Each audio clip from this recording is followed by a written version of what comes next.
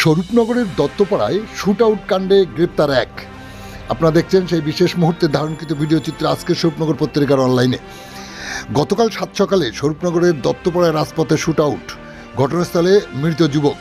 খবর জানাজানি হতেই ঘটনাস্থলে স্বরূপনগর থানার পুলিশ উদ্ধার করে অচৈতন্য দেহ নিয়ে যায় সারাপুল গ্রামীণ হাসপাতালে। কর্তব্যরত চিকিৎসক তাকে মৃত বলে ঘোষণা করে।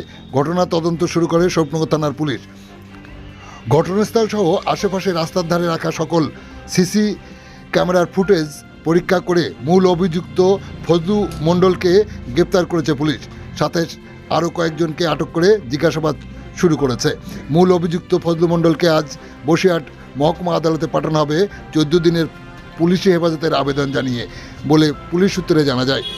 আপনারা দেখছেন সেই বিশেষ মুহূর্তের ধারণকৃত ভিডিও চিত্র আজকে স্বরূপনগর পত্রিকার অনলাইনে। আমাদের সাথে থাকুন, দেখতে থাকুন।